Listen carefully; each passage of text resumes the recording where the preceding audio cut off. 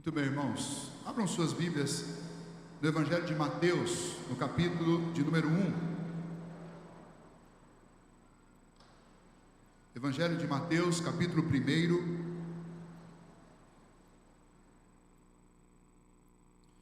Do verso 1 até o verso 17 é o texto nosso dessa noite que eu quero compartilhar com vocês.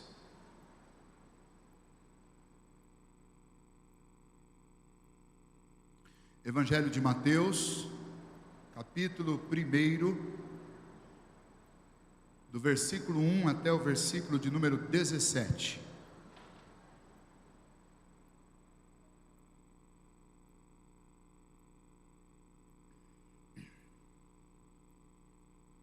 Livro da genealogia de Jesus Cristo, filho de Davi, filho de Abraão. Abraão gerou a Isaque, Isaque a Jacó, Jacó a Judá e a seus irmãos. Judá gerou de Tamar a Pérez e a Zera. Pérez gerou Esrom, Esrom a Arão. Arão gerou a Aminadab, Aminadab a Naasson, Naasson a Salmão. Salmão gerou de Raabe a Boaz. Este de Rute gerou a Obed, e Obed a Jessé. Jessé gerou ao rei Davi, e o rei Davi a Salomão, da mulher que fora mulher de Urias. Salomão gerou a Roboão, Roboão a Abias, Abias a Asa. Asa gerou a Josafá, Josafá a Jorão, Jorão a Uzias. Uzias gerou a Jotão, Jotão a Acás, Acás a Ezequias. Ezequias gerou a Manassés, Manassés a Amon, Amon a Josias. Josias gerou a Jeconias e a seus irmãos no tempo do exílio na Babilônia. Depois do exílio na Babilônia, Jeconias gerou a Salatiel, e Salatiel a Zorobabel. Zorobabel gerou a Abiúde, Abiúde a Eliaquim, Eliaquim a Azor. Azor gerou a Sadoc, Sadoc a Aquim, Aquim a Eliúde. Eliúde gerou a Eleazar, Eleazar a Matã, Matã a Jacó. E Jacó gerou José, marido de Maria, da qual nasceu Jesus, que se chama o Cristo. De sorte que todas as gerações, desde Abraão até Davi, são 14, desde Davi até o exílio na Babilônia, 14, e desde o exílio na Babilônia até Cristo, 14. Muito bem, vamos orar mais uma vez. Bondoso Deus, nós te agradecemos pela tua palavra e pedimos pela tua misericórdia e graça e fales ao nosso coração nesta noite. Que o teu Espírito, ó Deus, que habita em nós, se una à tua palavra, iluminando-a no nosso interior, mas não apenas iluminando e nos fazendo entender, mas, ó Deus, fazendo com que essa palavra seja semeada na nossa alma, que ela produza frutos. É o que nós te pedimos em nome de Jesus. Amém. Certamente que a leitura desse texto não é para te inspirar a dar nomes a filhos. Vocês vão de convir comigo que os nomes são bem incomuns. Mas por outro lado, é importante você compreender que os nomes eles estão na Bíblia por um motivo muito especial. Nada na Bíblia é aleatório, nada na Bíblia é coincidência e nada na Bíblia foi deixado lá sem um propósito, tem um motivo. E as genealogias também são assim, tá? Então quero te encorajar, te animar, quando você for ler a Bíblia, não pule as páginas das genealogias.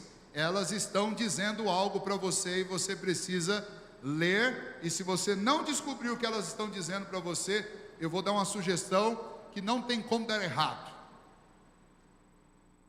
Comece a pesquisar numa enciclopédia bíblica, e nós temos várias aqui.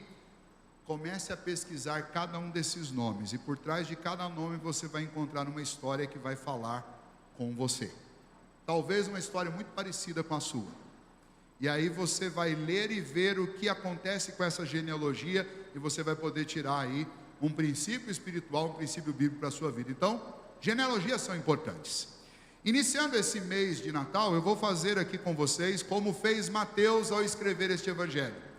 Mateus estava escrevendo para judeus, e para chamar a atenção dos judeus, ele colocou logo de cara, no primeiro capítulo desse evangelho, uma genealogia, porque judeu é louco por genealogia, eles adoram isso, eles gostam disso. Um movimento de menos de uma década aqui no nosso país trouxe um pouco disso para nós, quando alguns institutos, alguns aplicativos inclusive, nos ajudaram a ir atrás da nossa árvore genealógica. E teve gente que se surpreendeu aí. Esses dias alguém me procurou e falou: pastor, descobri que eu sou descendente de judeu. Eu falei: não é possível. É verdade, pastor. Daí começou a me contar, óbvio que eu estava brincando com ele, né? Mas nós ficamos curiosos com isso, mas para nós ainda é apenas uma curiosidade. Para os judeus, isso é muito importante, e isso era tão importante que, ao escrever Mateus, o Espírito Santo inspirou este evangelista a começar por aí. O evangelista Lucas também faz o mesmo, ele começa pela genealogia, mas ele faz um movimento inverso. Ele começa de Cristo e vai descrevendo de ordem decrescente os ancestrais do Senhor Jesus, e com uma outra diferença. Lucas, ele segue a linha pela ancestralidade de Maria e não de José. Mateus segue a de José porque, embora José não fosse o pai biológico de Cristo, naquela sociedade, e é assim hoje em dia também no caso de filhos adotivos, o pai oficial é aquele que vai lá e dá nome e registra o filho, e ele vai ser o pai de coração, mesmo não sendo o pai biológico, e não há nenhum problema em relação a isso, nem para os judeus havia. José era de fato o pai de Jesus. Para os que não criam que ele era concebido por obra do Espírito Santo, não tinha o que discutir. Para aqueles que creram nisso, também não há o que discutir, porque este é o pai oficial de Jesus. E tanto Lucas quanto Mateus, eles dão uma genealogia completa. Mas há uma diferença entre a genealogia de Lucas e a genealogia que Mateus apresenta. Mateus, ao escrever essa genealogia, é óbvio que ele não colocou exaustivamente todos os nomes que deveriam estar nela, mas ele fez uma escolha, ele selecionou 3 grupos de 14 nomes. E a primeira pergunta que nos surge é: por que Mateus ele agrupa, faz esses 3 conjuntos de 14 nomes? Bom, existem 2 explicações que ambas são verdadeiras e importantes quando a gente lê essa genealogia. A primeira delas tem a ver com os números da língua hebraica. No hebraico, as letras elas têm um peso de número, porque os hebreus não tinham, como nós temos, os números. Nós temos os nossos numerais lá, os numerais que nós usamos para fazer as nossas contas, para colocar número de casa, número de rua, nós usamos números. Os judeus usavam as mesmas letras do alfabeto. Seria algo na nossa língua parecido com o seguinte: imagine que para a letra A você dá o número 1, para a letra B, para a consoante B, você dá o número 2 e assim por diante vai. Na língua dos hebreus, cada uma das letras do alfabeto hebraico tem um número, ela simboliza um número também. E a palavra Davi, quando você junta as consoantes, que na língua hebraica são apenas 3 consoantes, não tem vogais, as vogais foram colocadas posteriormente, a vogal era guardada na memória das pessoas. Quando você escreve o nome Davi, a somatória dos números é 14. Basicamente você tem o que seria na nossa língua o D, que vale 4, você tem um W que vale 6, e depois você tem um outro D que vale 4. Então a somatória são 14. Quando Mateus coloca 3 grupos de 14, é para confirmar 3 vezes que Jesus é o descendente de Davi. Por quê? Porque existem profecias que dizem que o reino que durará para sempre é o reino de Davi. De Davi nasceria um rebento, nós lemos lá em Isaías capítulo 11, nasceria um rebento que reinaria e traria paz para esta terra.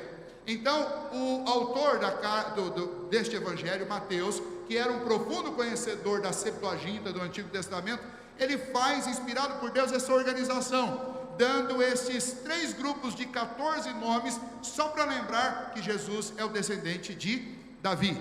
Uma outra explicação que existe também para esses 3 grupos é que, se você dividir esses grupos em grupos de 7, você tem na realidade 3 grupos de 14, você tem 6 grupos de 7, e o último nome que vem no final, ele é o 7 perfeito.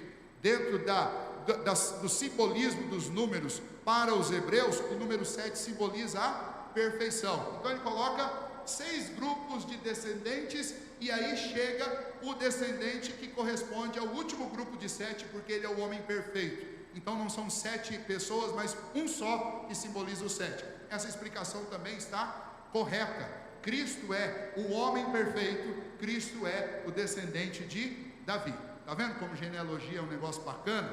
Você pode estudar e você vai descobrir muitas coisas importantes com genealogia.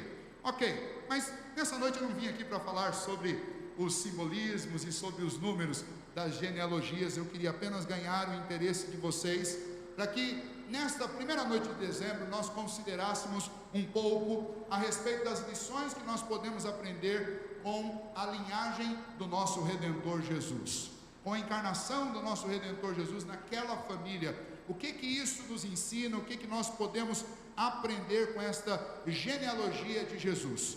E eu quero então, logo de início, usar esses grupos aí de nomes e os nomes que estão aí, para que a gente possa aprender com eles.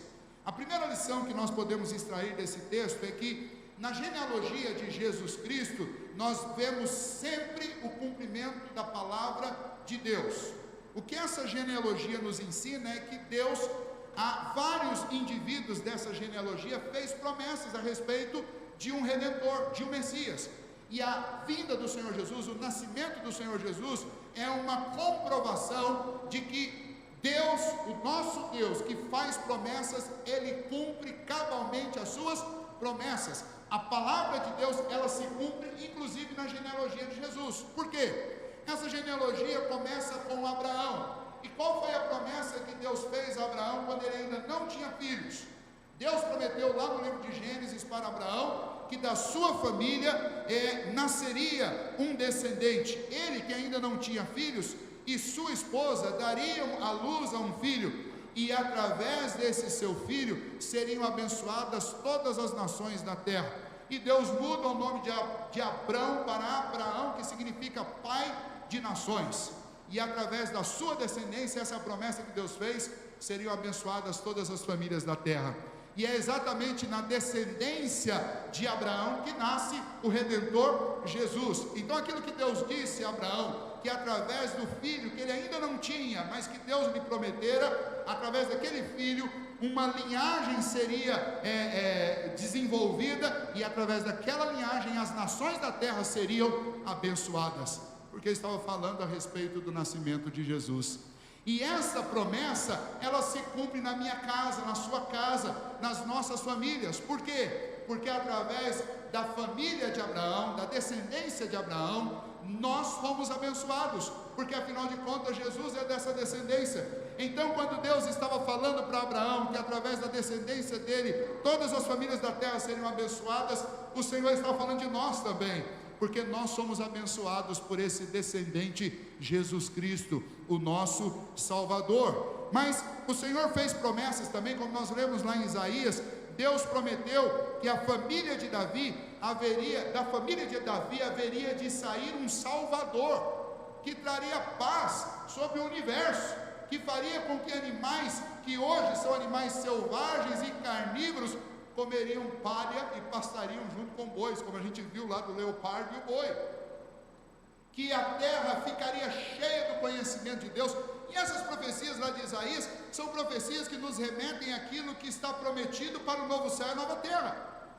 Mas para que isso acontecesse era necessário que viesse um Salvador, e viesse da família de Davi, e é o que a palavra de Deus nos afirma. E a genealogia de Cristo, ela confirma que Deus cumpriu a sua palavra. Aquilo que Deus prometeu, Ele fez. A palavra de Deus não pode falhar. Esta é a primeira lição para nós. A palavra de Deus não falha, e essa genealogia conta isso. Nos nossos dias muitas pessoas duvidam da palavra de Deus, desmerecem a palavra de Deus e relativizam a palavra de Deus, como se ela não tivesse o valor ou a importância que ela tem. E a genealogia de Cristo, nesse Natal, ela nos faz lembrar da importância e do poder da palavra de Deus, porque a palavra do Senhor não muda, a palavra do Senhor é fiel, e a palavra do Senhor se cumpre. Aquilo que o Senhor prometeu, isso Ele fez e ainda fará, no que diz respeito às profecias que ainda não se cumpriram.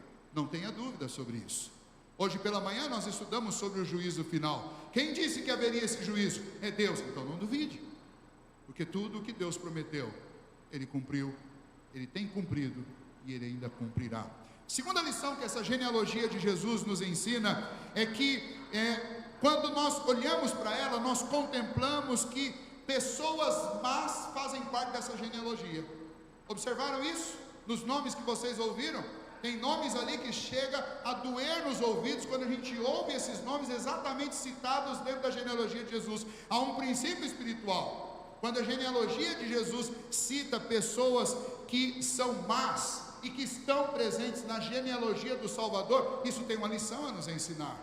Nos ensina que Jesus é um legítimo representante de uma raça caída como a nossa, e nos ensina que Jesus veio exatamente para redimir as famílias da terra, inclusive a família que deu origem a Ele. Vejamos isso. Há pelo menos aqui algumas citações de pecados e de coisas que estão envolvidas com os nomes dessas famílias. Quero citar para vocês 4. Nós temos aí, em primeiro lugar, na genealogia de Jesus, mulheres cuja vida tinha marcas reprováveis.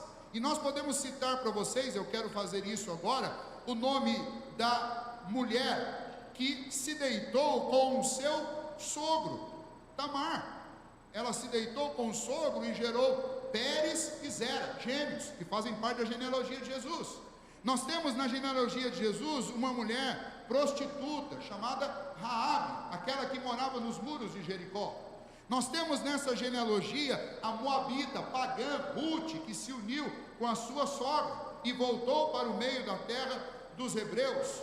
Nós temos nessa genealogia Betseba. Lembra de Betseba, aquela que com quem Davi adulterou, e depois, não apenas depois de ter cometido o adultério, tramou a morte do próprio marido, que era um dos seus oficiais e um oficial fiel, leal a ele.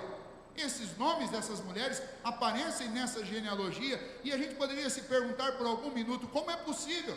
Por que Mateus não deu uma selecionada para ocultar esses nomes? Será que Mateus queria confirmar, revestir de autoridade a linhagem de Cristo? Ou Mateus queria mostrar-nos que Cristo é um representante legítimo de um povo caído? E é isso que Mateus faz. E quando Mateus faz isso, isso tem algo muito interessante para nós. Por quê? Porque muitos de nós ouvimos falar de Jesus, e agora eu me dirijo especialmente àqueles que ainda não renderam sua vida a Cristo. E eu já ouvi muitas vezes pessoas dizendo assim: pastor, não é para mim.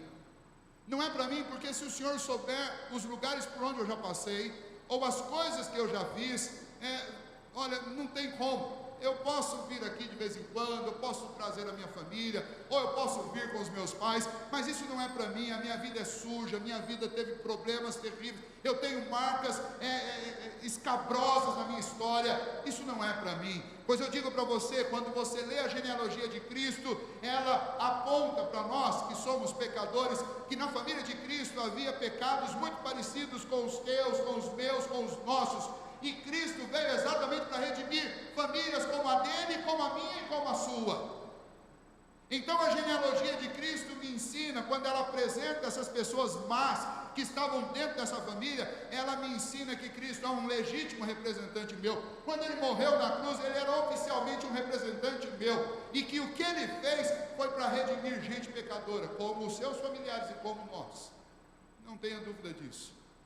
Jesus nunca cometeu pecado, mas ele veio exatamente por aqueles que sempre cometeram e que precisam de perdão e que precisam da sua misericórdia. Nós encontramos nomes nessa genealogia que são nomes conhecidos e famosos, mas isso não significa que não são pecadores. Nós encontramos nessa genealogia homens como Abraão, Isaque e Jacó, e se existem pecados que a Bíblia não faz questão de ocultar sobre estes homens, obviamente a Bíblia não conta todos os pecados de todas as pessoas, de forma alguma, mas a Bíblia mostra alguns dos tropeços de pessoas e de nomes famosos na história da Bíblia. Sabe o que tem em comum entre Abraão, Isaque e Jacó? Os três recorriam à mentira quando a coisa ficava feia. Os três recorriam à mentira quando eles se viam em risco. Especialmente Abraão e Isaque, para esconder o seu relacionamento conjugal, porque os dois tiveram o privilégio de casar com mulheres bonitas.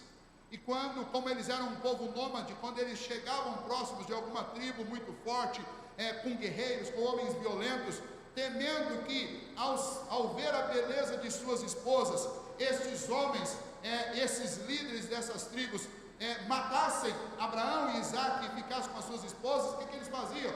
Eles contavam a meia-verdade, porque de fato é uma meia-verdade, porque elas também eram irmãs por parentesco deles, não irmãs de primeiro grau, mas eram irmãs, e ao invés de dizer que eram suas esposas, eles chegavam nesses lugares e eles diziam: ela é nossa irmã, ou minha irmã. E por conta disso, problemas sérios aconteceram, e eles foram chamados a atenção por próprios líderes pagãos por causa disso.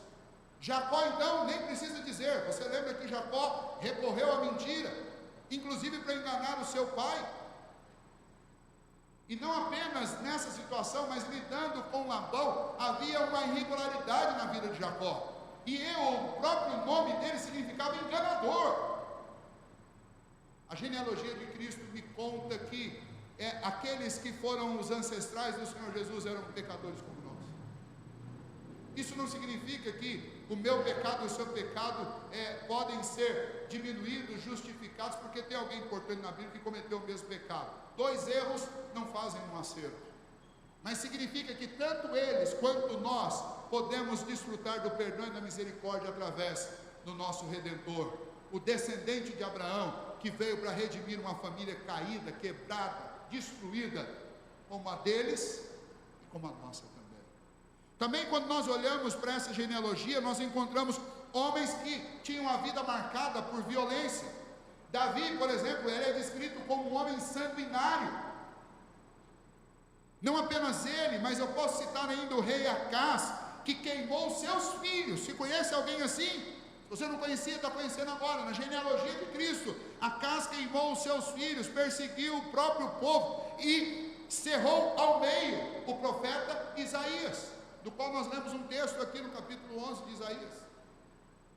Quer mais? Manassés, extremamente violento, ele encheu Jerusalém de sangue com as suas perseguições e com a sua violência.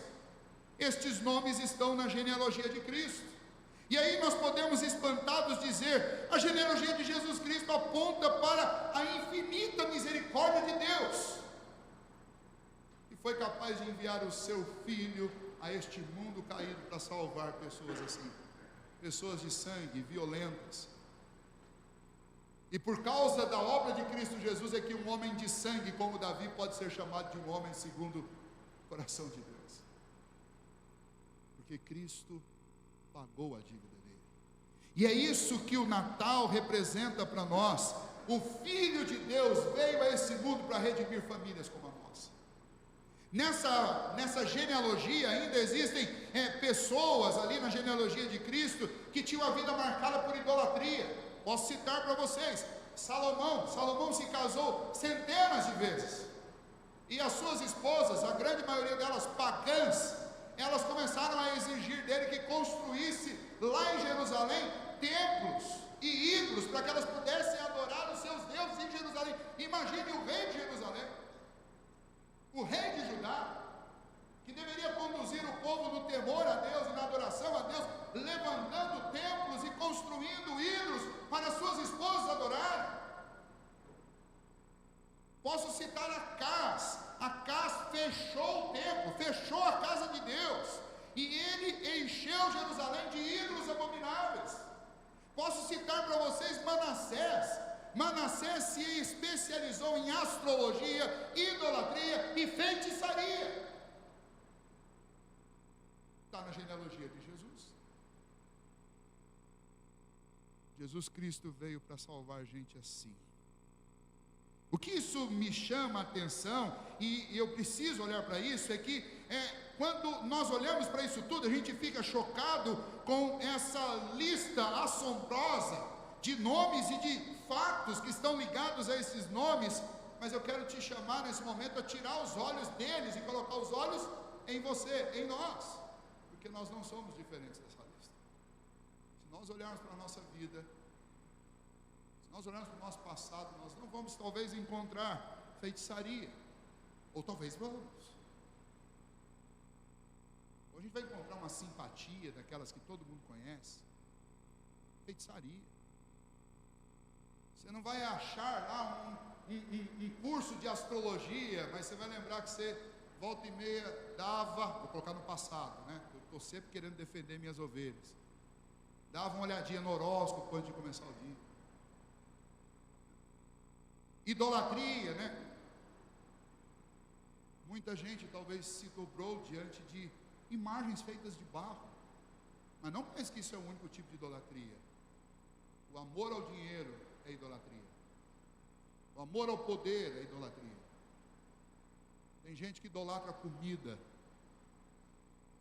e diz assim: eu não consigo me controlar diante da comida. Então, ao invés de nós olharmos para o quão assombrosa é essa lista, a genealogia de Jesus me chama a olhar para mim mesmo e ver, naquela genealogia de Jesus, muito bem poder ter sido colocado meu nome também, porque eu não sou diferente deles.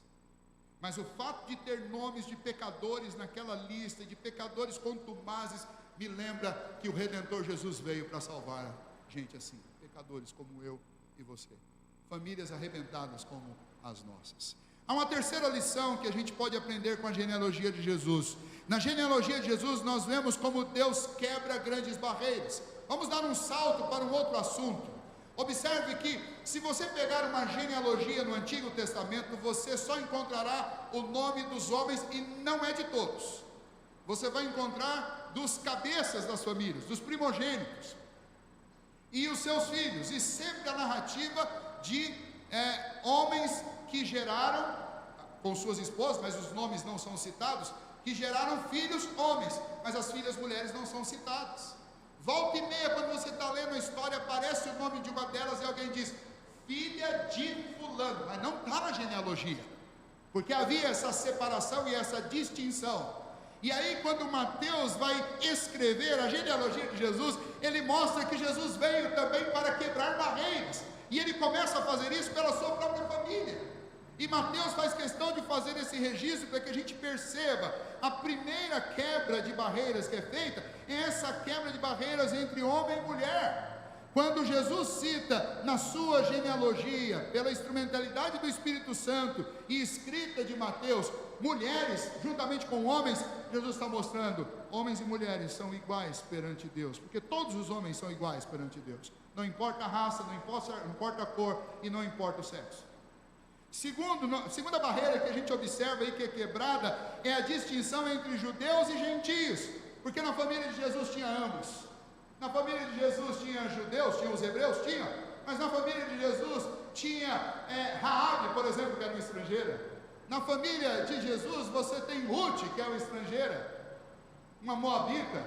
A família de Jesus era composta não apenas de hebreus, mas era composta de estrangeiros. O que significa que Jesus não é o Jesus dos judeus, mas ele é o Jesus de todas as gentes. Ele veio para salvar gente de todos os povos, raças e línguas, porque em Cristo não há segregação e nem acepção de pessoas, como o apóstolo Paulo nos ensina.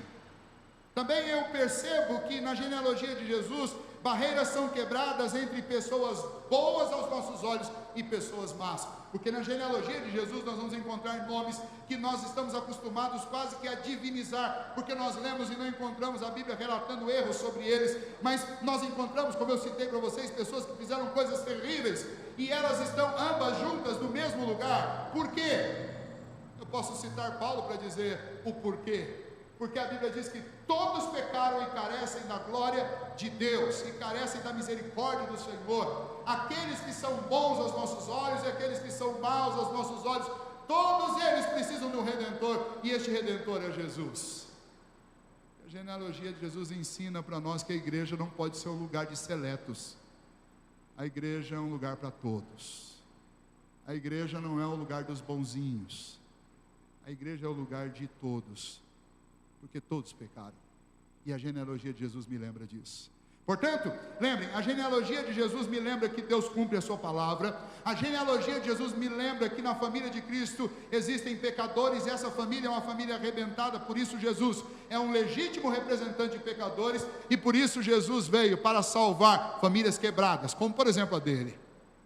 E por último, Jesus, penúltimo, Jesus é aquele que quebra as barreiras Diante de Deus não há distinção entre homem e mulher, entre judeu e gentil, entre bom e mal. Somos todos iguais perante o Senhor. Em último lugar, a genealogia de Jesus.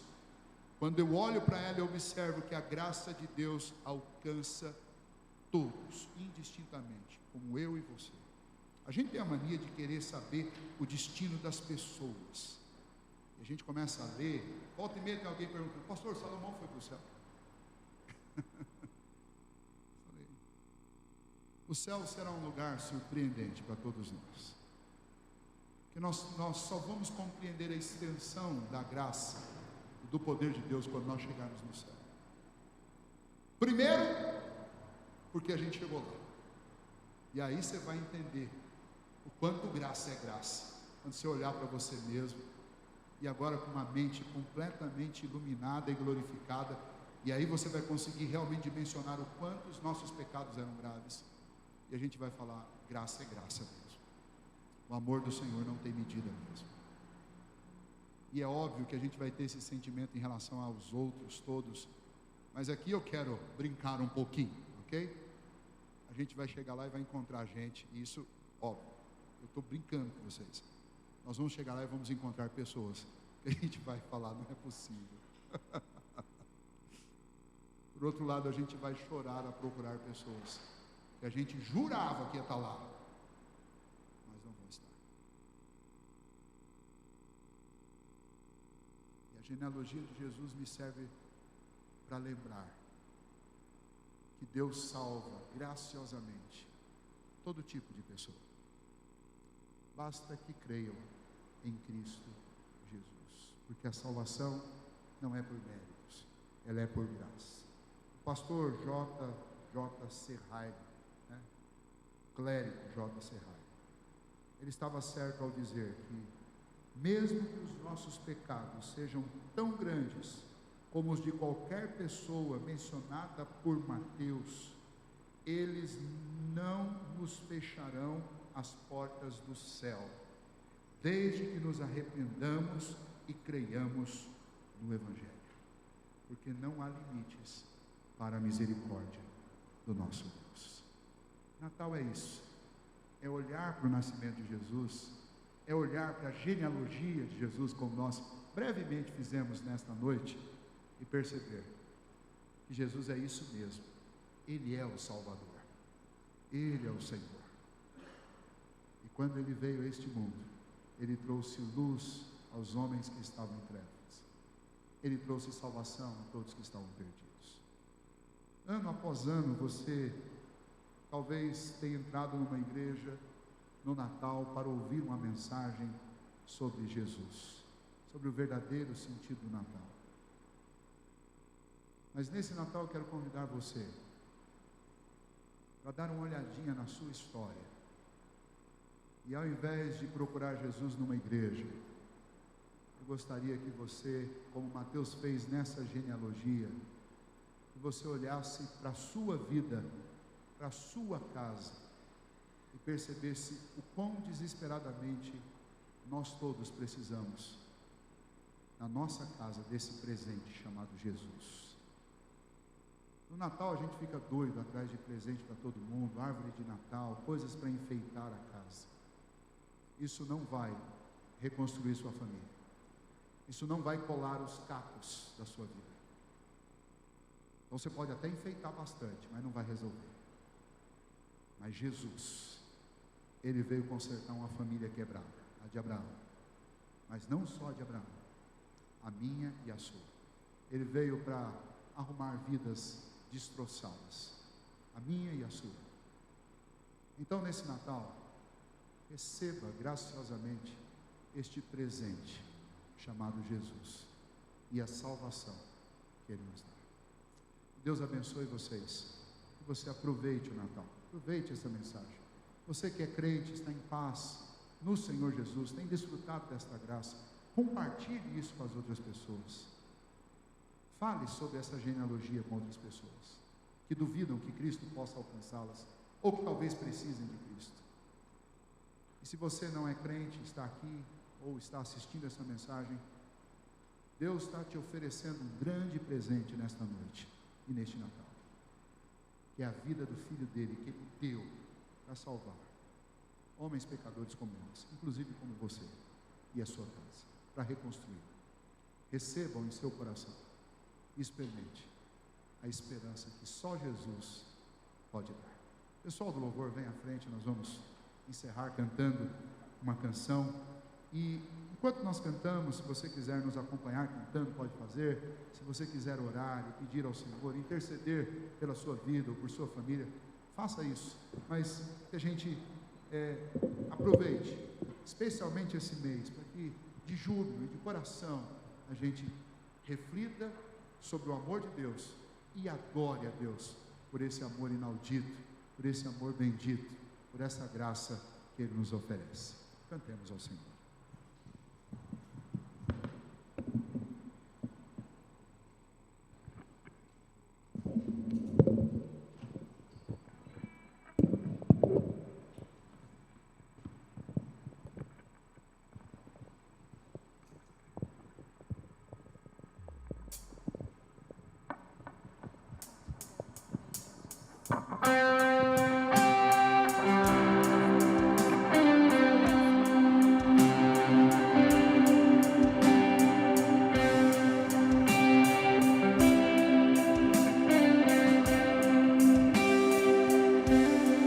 Que segurança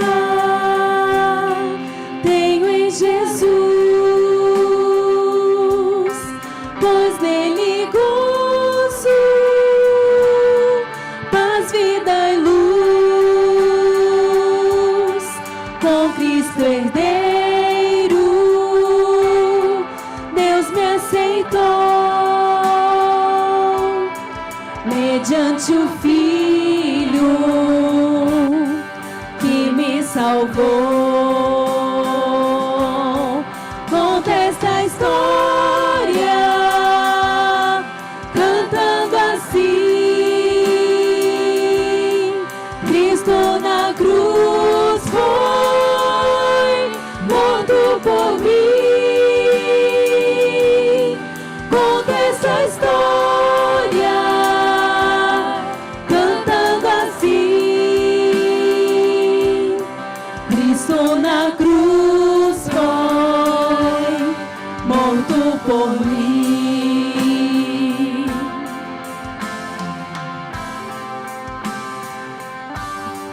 Inteiramente me submeti, plena alegria nele senti, anjos descendo, trazendo os céus, prova da graça que vem de Deus. Conta esta história cantando assim: Cristo na cruz foi morto por mim. Conta esta história cantando assim: Cristo na cruz foi morto por mim.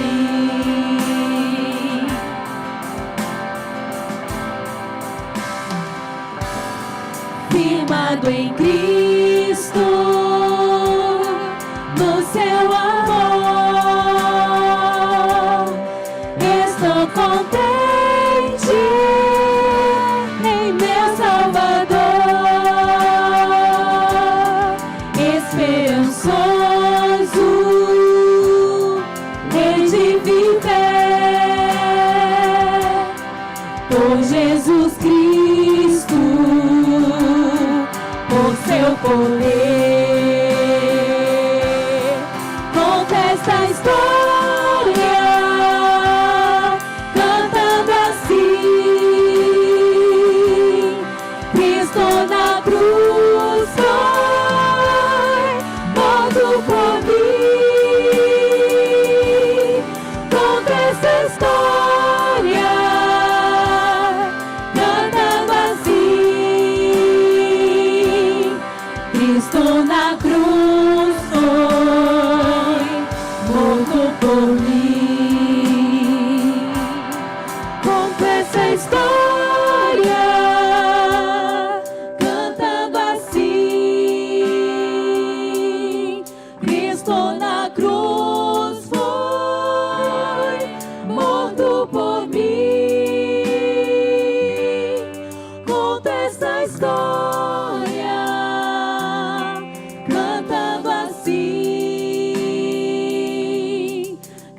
Cristo na cruz foi morto por mim.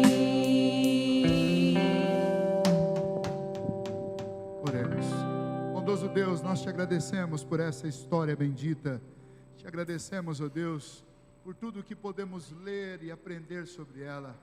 E, ó Deus, nesse primeiro domingo do mês, nós te louvamos pela celebração da ceia do Senhor, por esse momento de recordação a respeito da encarnação do teu Filho e do quão significativa ela é para nós, além de poderosa e além, ó Deus, de esperança que ela derrama no nosso coração. Nessa noite, ó Deus, nós pedimos ao Senhor que, assim como através do teu Filho o Senhor trouxe remissão para aquela família, ó Deus, que por tantas ocasiões na história foi, ó Deus, destruída, foi quebrada, foi arruinada pelo pecado, mas o Senhor trouxe remissão para aquela família. Assim também o Senhor traga para as nossas. Todos nós, ó Deus, temos histórias ruins. Todos nós, ó Deus, temos dias difíceis. Todos nós temos lembranças, ó Deus, que nos causam vergonha. Mas, ó Deus, confiados em Cristo Jesus, nós queremos deixar isso tudo para trás. Nós queremos poder contar a nossa genealogia, como Mateus contou a de Jesus, mas com uma grande e poderosa vírgula: quando teu Filho entrou na nossa história, na nossa vida e na nossa família, e transformou tudo que estava arruinado, e agora derramou esperança, e com o amor dele tem reconstruído os cacos, os pedacinhos da nossa história.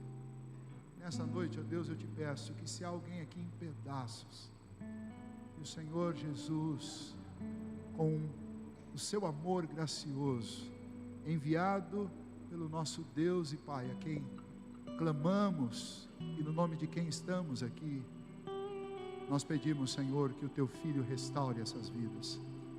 E o teu Filho, Deus, que faz mediação entre nós e ti, mas nos fortalece aqui nesta vida, que, ó Deus, o teu Filho Jesus derrame graça, misericórdia, transformação, renovação e esperança sobre cada coração.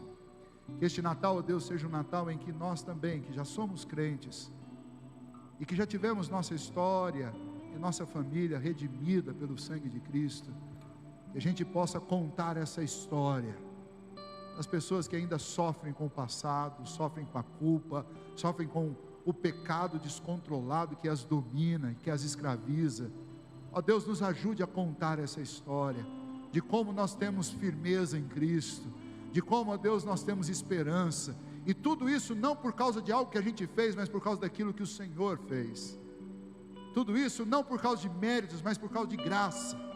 Então, ó Deus, nós pedimos ao Senhor que nos ajude como crentes, ó Deus, nesse Natal, presentear pessoas com esta boa notícia, com esta boa história de redenção, a história do teu Filho, nosso Senhor, o Rei dos Reis, o Rei da Glória.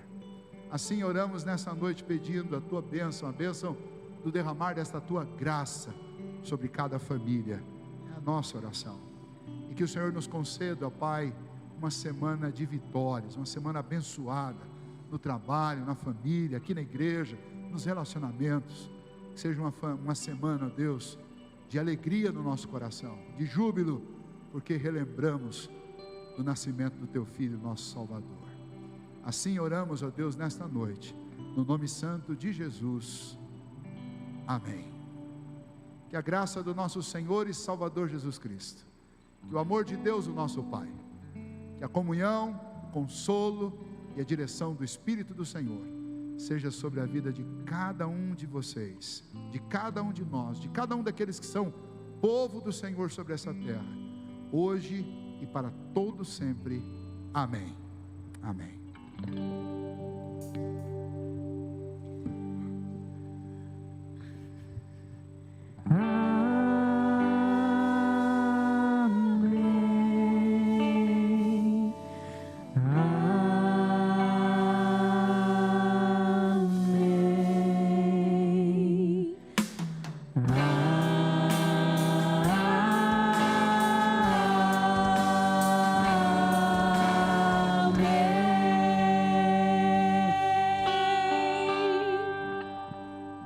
Rapaz alto.